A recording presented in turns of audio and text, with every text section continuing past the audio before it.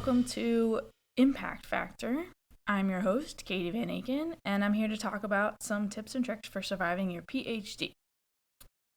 This is the first episode, so I wanted to start by talking about the complex decision that is, should I really do 5 more years of school just for those 3 letters after my name? Well, I cannot answer that for you, but I can give you some advice for making that decision. First, let's talk about some reasons you might want to get your PhD. One good reason is that your desired career would be much less possible without it.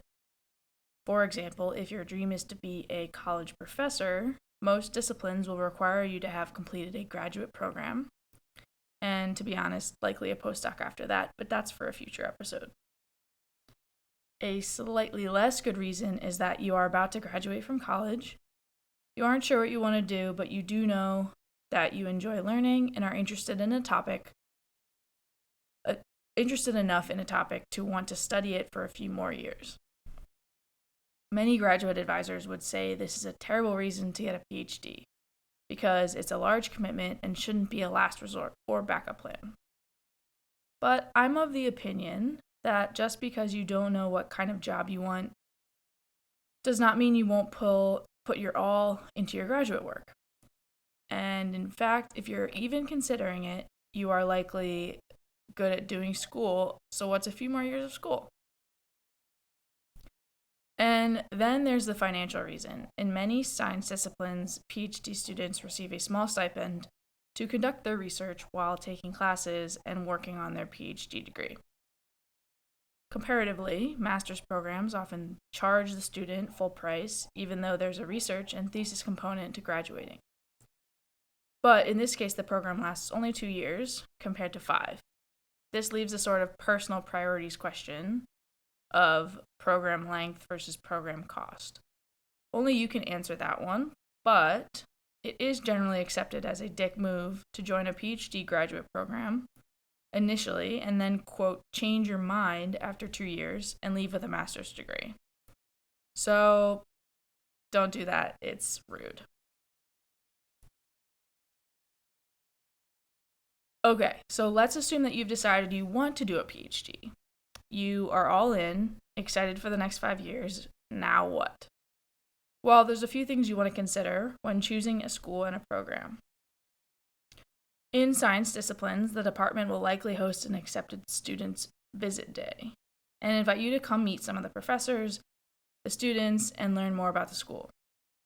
This is honestly the coolest part because they know you have other schools you're considering and they want you to pick their department and in some cases their specific research group. So my advice here is embrace being a big deal for a day. While on your visit, there are a few things I recommend that you make sure you learn regarding the specific school and program you're visiting. First, some programs bring in first-year classes, and they spend the first year of the PhD taking classes and rotating through a few of the research groups in that department. Then, after a year, they submit their preferences, and the students are assigned to a permanent group. This definitely has pros and cons. On one hand, it gives you a year to feel out what type of research you want and you're interested in, what type of group you want to work in, and what type of advisor you want. On the other hand, there is not a 100% chance you will be assigned to your first choice, and you can't really begin your research fully until your second year of your program. Alternatively, there are other programs who recruit first-year PhD students to join specific research groups starting from day 1. This has the benefit of you knowing what you will be researching and getting to hit the ground running with your research in your first year.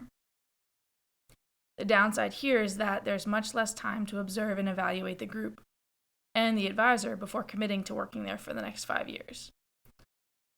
I know of many PhD students who entered into a program like this, and after a few years, they decided it wasn't a good match, and so they reapplied to other schools to finish their degree, which, again, is totally possible, and it happens all the time. But the conclusion here is make sure you know what kind of program it is and what the process is for joining a research group, so you're not surprised by the protocols and the procedures when you arrive. The next thing to consider when choosing a school or program is your graduate research advisor, or the professor who runs the research group that you will be joining. There are obviously many types of advisors, but while you're visiting a school, try to talk to the students in the group to understand how the group is run. For example, some advisors prefer to have large research groups and are very hands-off with the students, which is ideal for students who prefer to use their own creativity in their research and are self-motivated to get their own work done. On the other hand, there are advisors who like to remain connected to everything happening in the lab. They prefer more frequent check-ins with results and progress, and sometimes they will want to come to the lab and teach you themselves, which, by the way, can be a pretty cool experience. But other times they'll want to talk through every new experiment you want to run, even before you start. And in general, they just want to have more control over what's done. This type of advisor is great for students who like that collaborative student-teacher relationship and who need the motivating person always checking in on their progress. In general, when it comes to advisors, one is not better than the other. One type is not better than the other, except when you are thinking through how you want to be advised and what kind of advisor will make you the most successful in your program. The second important feature of a research group is the existing group members. Again, while visiting, try to make sure you talk to as many of the current group members as you can. Even if you absolutely love the research you're doing, if you can't stand the people you have to work with and be around, it will be a long-ass 5 years. Some details to suss out are how competitive versus collaborative is the group. Some research groups are very close and friendly and help each other out, while others can be divisive and competitive, and maybe not the best environment to thrive in. Another thing is the size of the group, which can also be important. Larger groups mean less focus from your advisor on your specific project, possibly more collaboration and mentorship from the 4th and 5th year students, and in some cases, larger groups include the presence of a few postdocs to guide PhD students when the advisor's not around. On the other hand, small groups can be much more focused. Often younger professors have smaller groups because they are still building it up and collecting grants. Again, not a general right or wrong in this decision either, but it's a what's best for you type question. And finally, definitely consider the location of the school when making a decision. The accepted students visit is a great opportunity to get a feeling for what it would be like to live there. Find out where the other students tend to live, how they get to campus, and what they do around school on weekends. 5 years is a long time to endure living in a city if you have never done it and aren't sure you will like it. Also, getting your PhD at a school in the middle of nowhere might be a bit lonely and repetitive.